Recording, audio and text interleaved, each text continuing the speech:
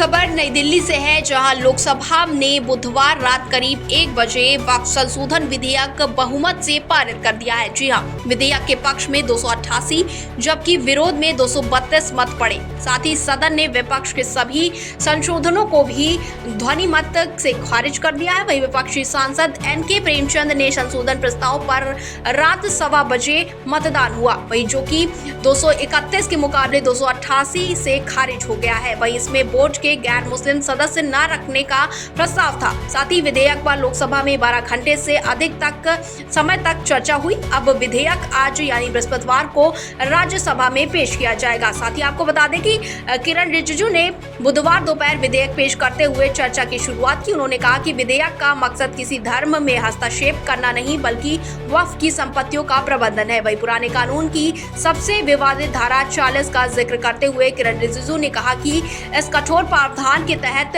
वक्फ board किसी भी जमीन को वक्फ संपत्ति घोषित कर सकता था।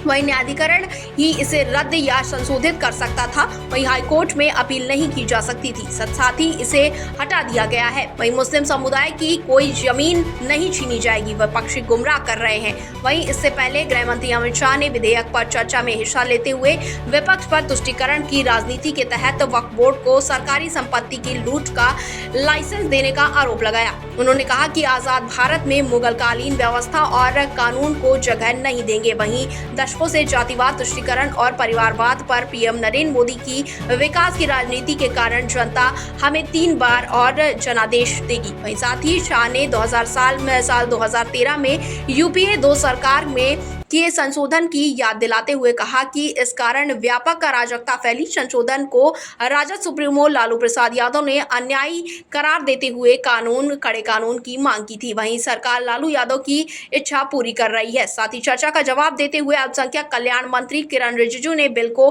असंवैधानिक बताने के विपक्ष के दावे पर कहा कि जब 1954 से वक्फ कानून बना है तो इसमें सुधार असंवैधानिक कैसे हो सकता है। उन्होंने कहा दुनिया में देश का अल्पसंख्यक समुदाय सर्वाधिक सुरक्षित है। वहीं आपको बता दें कि शाह ने दिए गए एक जवाब कहा कि देश का कानून सबको मानना होगा। वहीं आपको बता दें कि शाह ने कहा कि स्पष्ट कर देना चाहता हूं कि वक्फ जो कि मुस्लिम भाइयों की धार्मिक गतिविधियों के लिए दान में माध्यम से बनाया गया ट्रस्ट है, उसमें सरकार का कोई हस्तक्षेप नहीं होगा, बल्कि मुतवल्ली उनके समुदाय से होगा। वहीं वाकिफ उनका होगा और साथ ही वक्फ भी उनका ही होगा। साथ ही आपको बता दें कि अल्पसंख्यक वोट बैंक में डर पैदा करने के लिए धारणा फैला रहे हैं कि नया अधिनियम मुसलमानों के धार्मिक आचरण, उनकी दान की संपत्ति में हस्तक्षेप करेगा, जबकि धार्मिक मामलों में गैर मुस्लिमों की कोई भी भूमिका नहीं होगी। वहीं कोई भी गैर मुस्लिम नहीं आएगा। साथ ही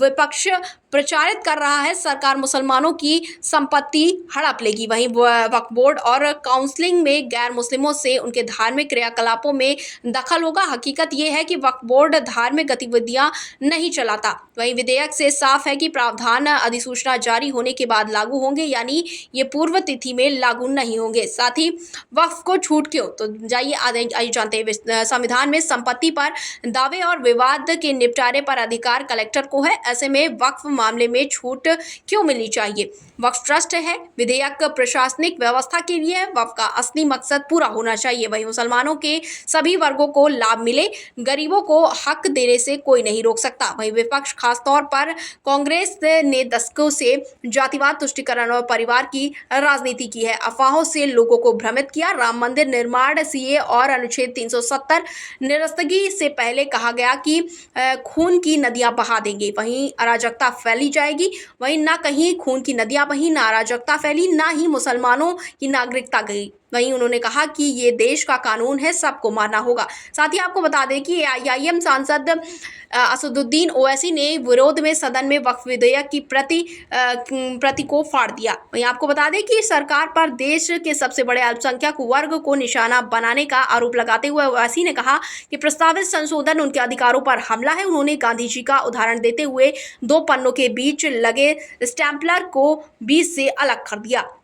वहीं आगे बता दें कि विपक्ष की ओर से विधेयक पर बहस की शुरुआत कांग्रेस के उपनेता गौरव गोगोई ने की। उन्होंने कहा कि वक्फ संपत्तियों पर नियंत्रण करने का प्रयास किया जा रहा है। आज एक अल्पसंख्यक समूह पर नजर है, कल दूसरे को निशाना बनाएंगे।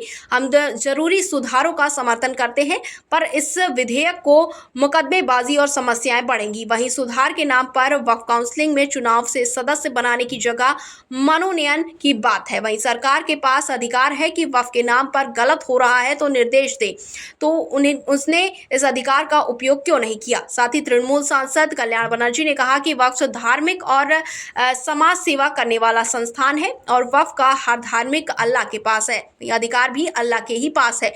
लोगों की भलाई के लिए संपत्ति का इस्तेमाल होता है। Report India 24/7 live TV.